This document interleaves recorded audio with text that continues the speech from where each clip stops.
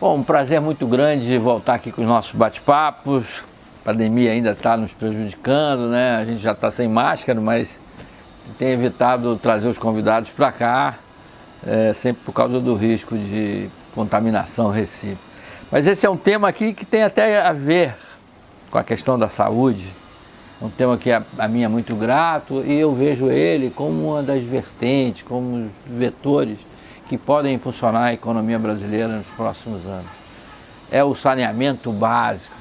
Até tem um filme muito engraçado com a Fernanda Montenegro, com a Fernanda não, com a Fernandinha, filha da Fernanda, Camila Pitanga, que eu gosto muito, que é uma brincadeira como saneamento básico.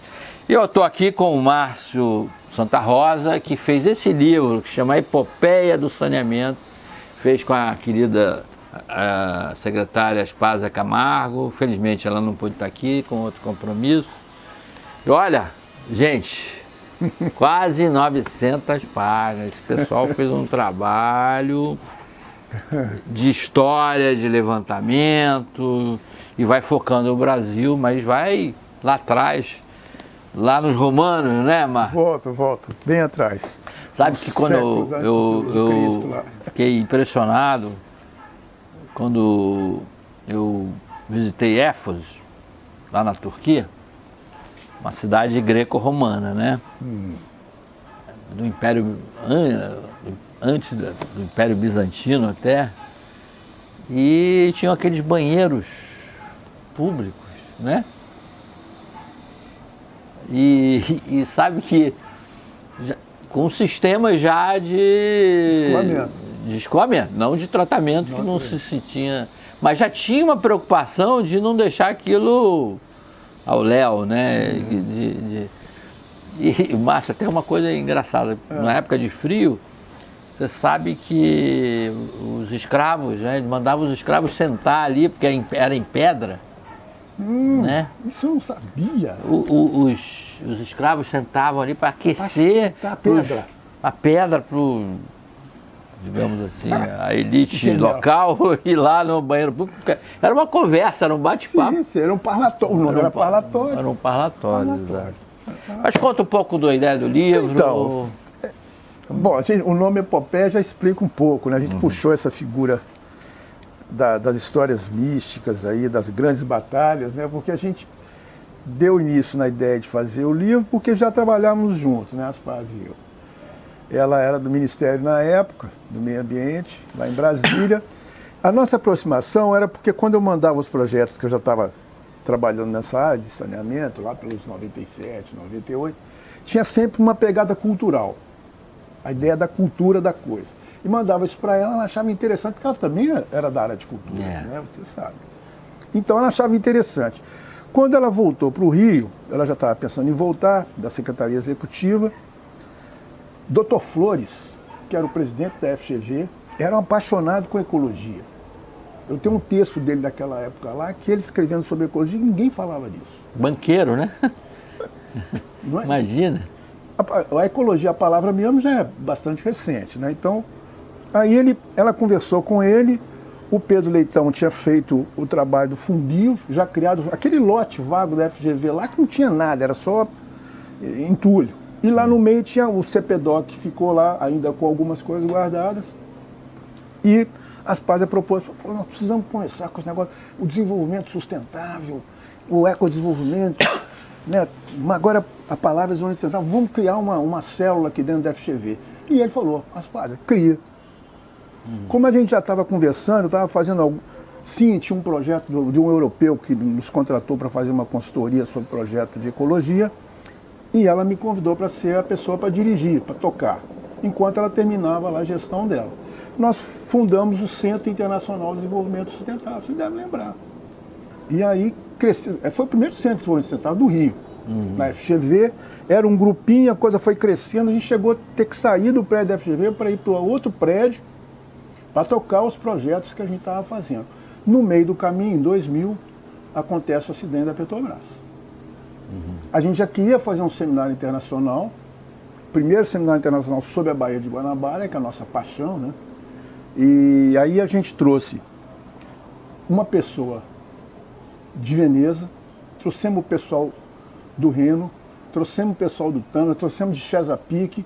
Foi uma loucura aquele seminário. Dentro da FGV, fizemos umas preparatórias com os grupos ONGs, academias, separado, pessoal da sociedade civil, empresários, separado, montamos tudo. Foi um seminário sensacional. E convidamos o David Z, que é um especialista, para fazer um trabalho de montagem dos relatórios e tudo. Beleza. Mas a gente ficou com aquela coisa daquele acidente da Petrobras, uma coisa que foi terrível. A gente trata disso muito no livro. Então o nosso trabalho começou aí. De lá para cá a gente trabalhou em várias coisas juntas, Aspaz e eu, em situações diferentes, até que nós fomos para a prefeitura, para a gestão anterior, agora de Eduardo. E um outro amigo nosso que trabalhava com ela falou assim, poxa, Aspaz está com esse material lá do tempo dela na Assembleia, que ela teve uma gestão na Assembleia completamente singular, pela paixão dela de membro. Ela vinha do Partido Verde, junto com o Sirquis, junto com o Gabeira, junto com o Mink, que era uma turma realmente combativa, né? Que conseguiu fazer transformações incríveis no Rio de Janeiro, movimentos e tudo mais, junto com a sociedade civil e tal. Então, nesse movimento, a gente consegue pensar a ideia de fazer algum tipo de trabalho com o material que ela tinha da Assembleia. Por quê? Primeiro, ela discutia a fundo a questão federalista, que ela conhece muito bem. Depois, ela tinha feito uma série de vistorias na região metropolitana do Rio, na Baixada Fluminense, que era um negócio impressionante, a pobreza, a escassez de água, né? As doenças que você falou. Você usou a palavra contaminação, né? Contaminação por doença de circulação hídrica. Então, e ela tinha estudo em relatório, até que no final da gestão dela, ela montou a radiografia do saneamento, que é um documento fantástico. O documento Radiografia do Saneamento abre contando a história da antiguidade. Mesopotâmia, essa área que você falou, Roma. Né? Então, ela já tinha isso com essas soluções que ele já dava, tinha as canalizações, tinha até lugares para poder né, filtrar o ar. Isso da maneira rústica que eles tinham com material de cerâmica à base daquela época, mas eles já cuidavam disso. Então a gente começou resgatando essa parte, aí eu fui reescrevendo para ela sempre rever, e ela escreve muito bem, né? Eu sou da formação de engenharia, tem um texto um pouco mais técnico, né? Assim, é diferente, um pouco mais duro, vamos dizer assim, embora eu também tenha meu lado artístico lá também, que eu já escrevi algumas coisas. Mas ela foi trabalhando esses textos à medida que eu ia fazendo, ela ia. E aí virou uma. Nós estávamos no meio da pandemia. Quanto tempo de trabalho, mais ou menos? Eu comecei em maio ainda de 2021, ela pegou um pouquinho mais na frente. E nesse meio tempo, nós já estávamos fazendo um movimento chamado Sanita Rio, porque estava acontecendo já o novo marco em Brasília, o novo marco do saneamento já tinha acontecido, depois de todo um trabalho de projetos de lei que deram errado em Brasília, se acompanhou a história, até que o Tasso Gereissati conseguiu rever e fazer uma proposta e foi aprovada pelo governo, foi sancionado o novo marco.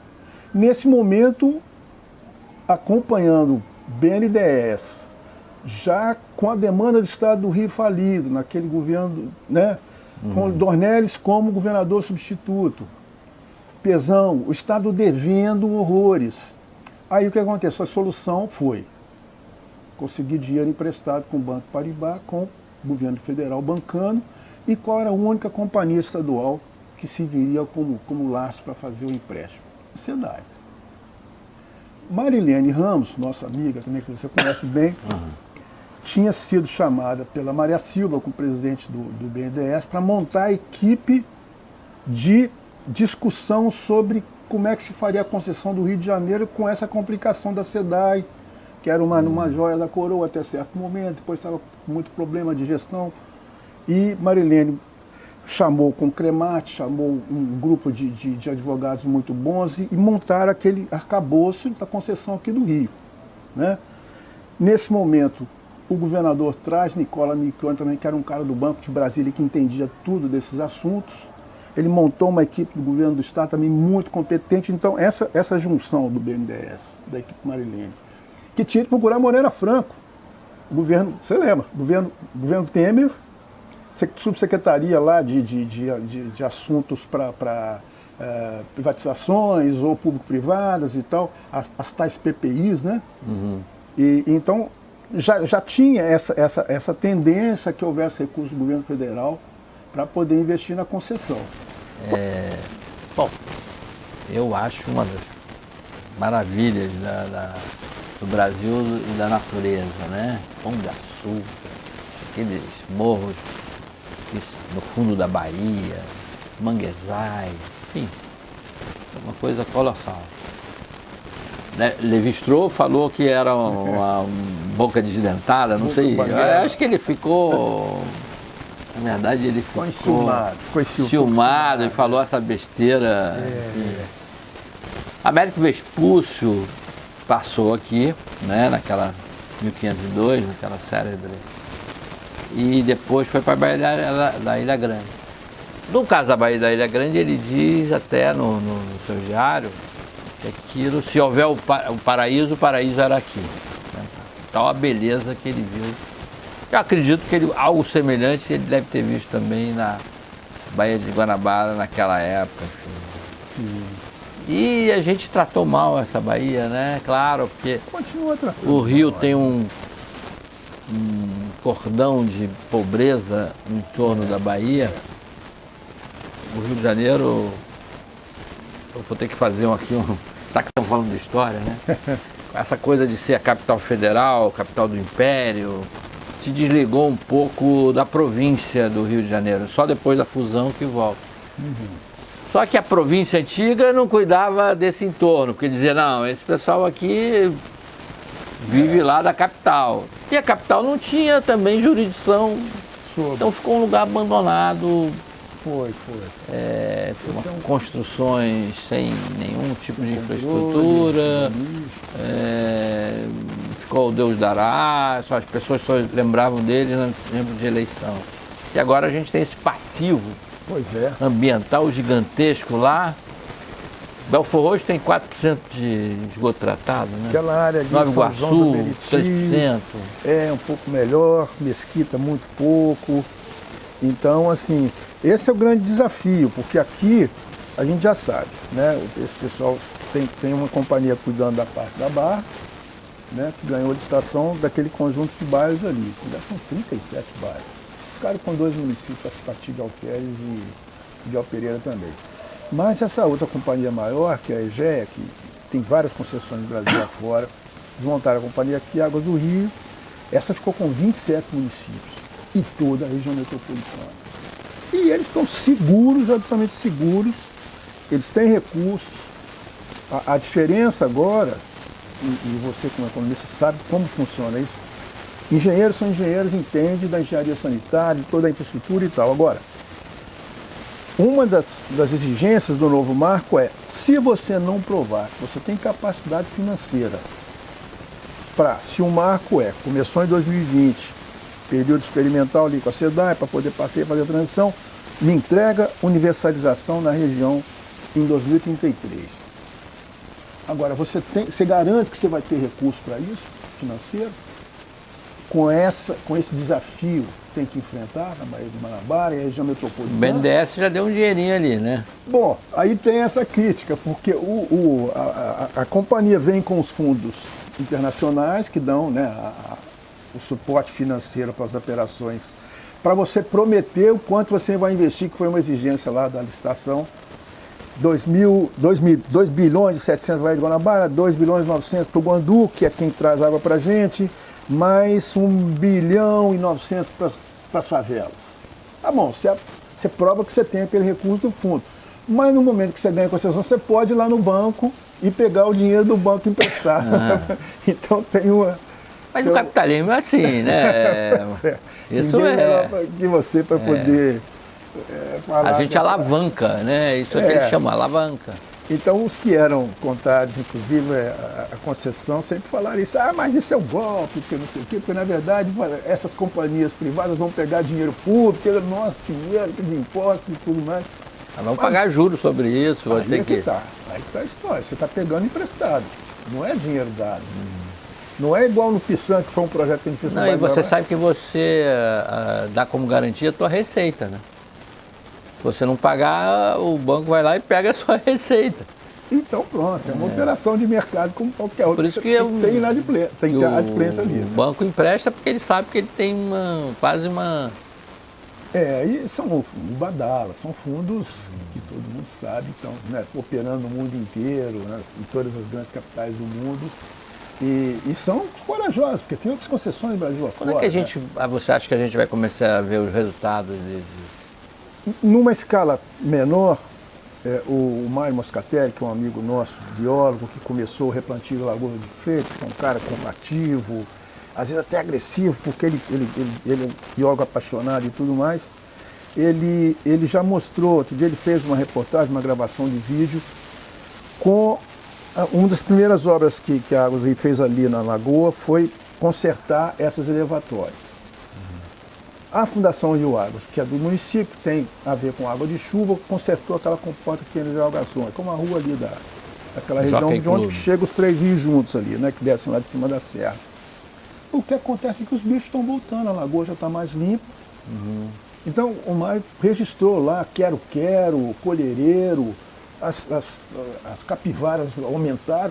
Tem um fenômeno ali acontecendo já, por causa desse trabalho mais rigoroso, e com esse cordão que eles estão vendo onde é que pode ter vazamento, alguma coisa, já está indo direto lá para Ipanema, para o emissário, com menos vazamento. Tem muita poça de gasolina. Acho que foi o presidente da empresa, o diretor, que disse que vai mergulhar ali, vai nadar daqui a algum tempo.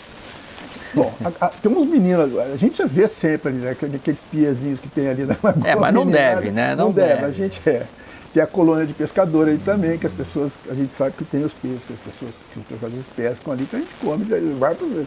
Enfim, mas é rigorosamente provável que já melhorou essa condição. Várias, que eu estou sempre, né, por causa do livro mesmo, estou sempre vigiando aí pela internet. Eles em um ano, eles conseguiram obras aí numa velocidade impressionante de colocação de água primeiro na casa das pessoas. E o problema é que várias partes da região mais pobre da cidade, ou de comunidades assim... A água chega um dia, não chega no outro? Eles estão tratando, até porque com essa mexida a SEDAI ficou cuidando só da água. E até é uma pessoa com quem a gente trabalhou bastante, que assumiu a presidente, a gente sabe da ela entrega a água para a concessionária, né? A concessionária é que distribui. Quem chega na casa das pessoas é a concessionária. É a concessionária. Daí vai lá. Agora eles colocaram. Lembra daqueles 2 verões da Josmina, que horror que foi aquele troço? A água cheirava mal, gente, aqui no Rio. A água que a gente tomava tinha um sabor, um cheiro, por causa de umas algas. Filtrar a quantidade de algas que estava proliferando, aquela coisa ali. Agora não, ele pegou um sistema holandês que eu vi lá, são algumas boias. São os equipamentos que eles ficam na superfície, mas eles conseguem mandar uma onda de medição desses fatores. Pode ser mais calor, outras, ou mesmo esgoto, que possa estar passando ali na captação do Guandu, e ele percebe que aquilo pode estar concentrando mais carga orgânica que faz as algas proliferarem. E eles conseguem controlar. Então, outro dia eu vi até uma foto, uma matéria no jornal, acho que foi no Globo. O pessoal tem uns provadores da água, né? Eles passam o dia provando a água, e não pode tomar café, não pode... Não é incrível? Interessante isso. O sommelier de água. Outra coisa que eu vi um rapaz lá também da SEDAI, da nova SEDAI, que eles nem gostam que fala isso, mas da SEDAI que ficou agora só cuidando unicamente da água. Eles montaram um andar inteiro de inovação lá, lindo.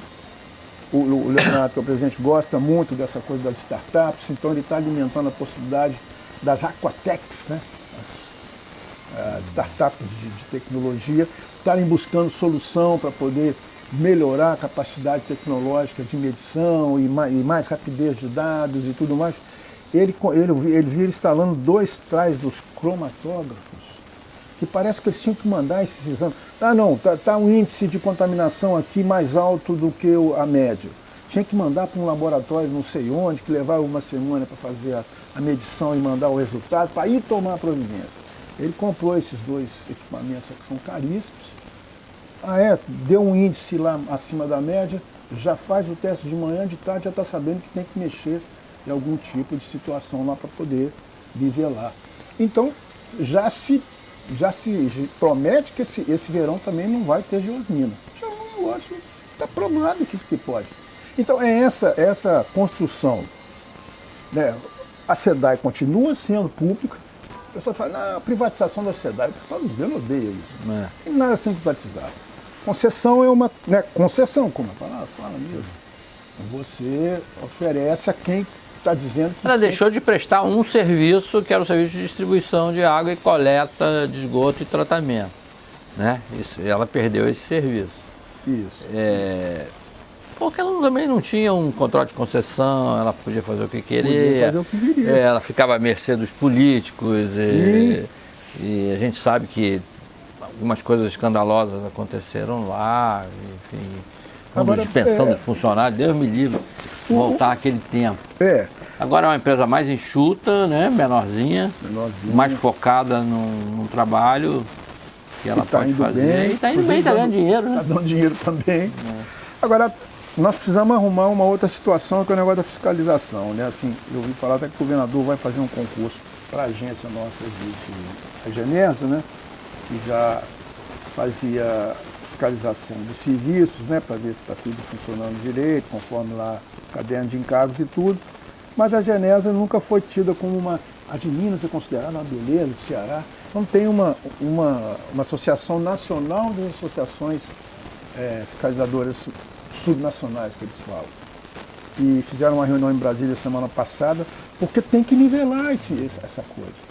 Então a Genesa vai ter um concurso agora, a partir do começo do ano, para a contratação de 50 novos especialistas.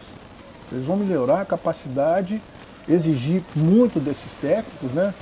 Para poder, porque você imagina, tem uma companhia trabalhando lá na Barra da Tijuca, naqueles bairros todos, com Muzema, com Cidade de Deus, aquele rolo daquele rio, não sei quantos rios descem lá de cima. Tem outra companhia funcionando na parte norte, tem outra no leste, tem um pessoal da P5. Como é que você faz para poder cuidar dessa coisa toda e monitorar esse andamento de resultados? Mas a agência ela tem também os consumidores que podem municiá-la, né? Com informação, saber como é que está a qualidade do serviço. Isso. Ela tem que abrir canais de informação, assim como tem a Anatel, a ANEL, que hoje todo mundo sabe. A Anatel, então, nossa, geralmente funciona. Você reclama da operadora e aquele problema que você está. Eu acredito telemarketing, aquela coisa louca. E você sabe, eu tenho certeza que isso deve estar no nível de você. O saneamento tem tantas vertentes.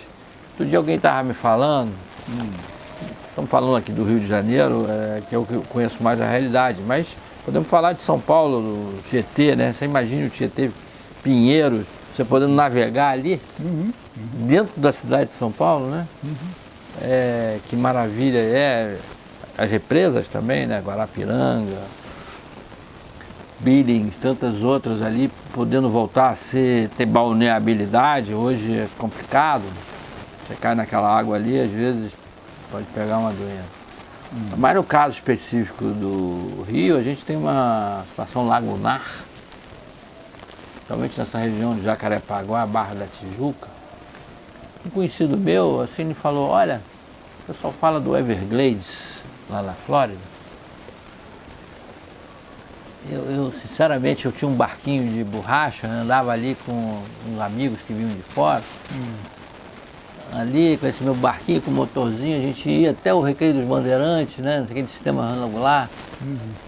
As pessoas ficavam impressionadas com caramba, isso aqui é muito melhor que o Everglades, quer dizer, tratado, com água limpa, desassoreado. Outro dia eu vi um jacaré, foi num piquenique ali no Parque da... Eu estava fazendo um piquenique no Bosque da Barra, veio um jacarezinho, foi lá e o pessoal saindo fora. Ele nem ia morder ninguém, ele não é um bicho agressivo. Aí começaram a jogar comida para ele ficou ali só participando do piquenique. Aquilo é uma maravilha, aquilo é muito lindo, né? Hoje tinha uma moça nesse seminário. E pode até ter um sistema de transporte também, né? Tinha uma senhora lá hoje da empresa chamada Ecobalsas, já fazendo transporte, mas ela se queixou de alguma coisa do licenciamento complicado aí. Tem alguma coisa da liberação, não sei se é alguma coisa ligada também ao pessoal do transporte, porque a ideia é justamente a gente sabe os problemas do BRT que está tendo, né, de vazão daquela população da área ali. E ela está tentando ver, o pessoal dessa empresa, se consegue a concessão para fazer o transporte marítimo. É que tem vários condomínios próximos, você pega aquilo, você não pega engarrafamento, vai te deixar na última estação do metrô. Rua, né? Mas ela está falando que aqui não está fácil conseguir essas licenças não. Aí tem um outro lado da questão do saneamento, que as empresas também têm que passar por isso, que é a licença ambiental das obras que tem que fazer. Então tem uma injunção aí de protocolos, né, e situações burocráticas para resolver também, que o Estado é sempre moroso, tem que passar pelo INEA, que é o Instituto, né, de Água e Saneamento do Estado, que tem que aprovar. Eu acho também, viu, a gente tem que acompanhar. Claro que quando a pessoa vê melhora, ela colabora mais. Mas acho que precisa de uma coisa mais de conscientização da população. Por exemplo, jogar lixo no rio, né? Sim. Jogar lixo Sim. na vala ali. Jogam objetos, fogão, geladeira velha, móvel, colchão. A gente não entende. Uma das situações que eu acho que pode ser boa, a gente andou estudando isso, porque o que acontece é o seguinte, ali naquele fundo da Baía de Guanabara, né, ali acumula muito lixo. A primeira ecobarreira, chamada ecobarreira, que são aquelas barreiras que a gente coloca no rio para filtrar esse lixo que vem mais flutuante assim, a gente desenhou lá na FGV nessa época. É a primeira. A primeira que a gente montou lá naquele canal do Cunha, que fica atrás do aeroporto ali. Mas uma das coisas que precisa fazer, porque já tem gente trabalhando com essa captação de dados digitais na entrada da Bahia para a Marinha. Então uma ideia era, porque tem companhias fornecendo esse tipo de captação de dados tecnológicas, de inteligência artificial e rapidez de produção de dados, para você conseguir, por imagem, saber de onde são esses pontos dos municípios do entorno que você falava, que é de onde vem. A gente não pode condenar propriamente, porque tem muitas dessas comunidades que estão na borda da Bahia ou dos rios que descem lá de trás, que não tem companhia de lixo que vai lá recolher. Então as pessoas não se sentem valorizadas, porque não tem um serviço que atenda ela, elas pegam, a gente chama de pombo sem asa, né? Pega com o saco plástico lá do supermercado, bota o lixo ali dentro e joga lá no rio e vai parar na Baía de Guanabara. Essa quantização que você fala. Mas a gente poderia, pelo menos com esse sistema de captação de imagem, você perceber quais são os pontos de onde vem mais essa fluência de lixo. Atacando. E fazendo uma conversa com a prefeitura ali para ela conseguir chegar a esse trabalho de recolhimento. Porque lixo sempre vai ter. Tem um outro problema que é a proliferação das ocupações de imagem que são descontroladas também. É o ponto de vista do saneamento que a gente fala aí no livro, que a gente vê o saneamento básico se transformando no saneamento ambiental. Que aí ele passa a se articular também com a questão urbanística, né? Se as pessoas estão tendo uma boa casa para morar, se tem banheiro, se tem um acesso bom na sua casa, se tem coisas que façam a vida dela melhorar, e essas companhias estão atentas com isso. Não é só fazer a infraestrutura básica do esgoto ou do banheiro na casa da pessoa e tal, que não tem. É também ver se o entorno, se a condição de vida ali, até a questão fundiária, que já tem programa, né, nacional, que é o ProURB, que tem duas modalidades, ou quando a pessoa pode pagar para poder ter essas melhorias, né, da instalação, ou quando não pode, também não paga. Tem em São Paulo que está funcionando muito bem, isso, Brasília, que é você dar uma visão mais urbanística para o saneamento. A questão da energia que você falou. Como as coisas mudaram no Brasil, né? A gente ia, cidades ricas até. Eu me lembro quando eu fui a Joinville a primeira vez, faz muito tempo, Santa Catarina, aí foram botando, acharam que eu estava no Brasil rico, né? O Brasil que aqui só 12% dos esgotos são tratados. E também acho que a discussão meio entre os ambientalistas, viu, Márcio, ela foi um pouco confusa em determinado momento. A primeira vez que eu fui a Porto Velho, para fazer uma palestra lá, Porto Velho. Porto Velho. Ponta da. Eu fiquei. Ia ser o primeiro shopping que eu ia fazer. Foi um sucesso depois. por causa da escada rolante, as pessoas iam lá só para andar de escada rolante. Uma outra realidade, né? Mas estava em discussão as hidrelétricas do Rio Madeira. Sim. Construção das hidrelétricas. E a reação, principalmente aqui no Centro-Sul, era muito forte. Né? Por causa de barragem, aquelas coisas todas, na Amazônia, grandes barragens e tal. Aí aquela pessoal lá, chegou assim para mim, pois é, tem essa resistência, né, as hidrelétricas, mas você sabe que aqui 100% do esgoto é jogado aqui no Rio Madeira, dessa cidade, cidade de 300 mil habitantes, joga o esgoto in natura. Nossa. Aqui. E posso te dizer, esse rio, até a foz dele no Amazonas, ele desce 65 metros só. A partir de Porto Velho, ele vai descendo devagarzinho, as águas são lentas. E você sabe que é o movimento da água que pode fazer uma regeneração. Pode. Então você tem ali uma carga orgânica de uma capital brasileira, 100%. Ninguém falava disso. Não falava disso. Estavam preocupados com a hidrelétrica e...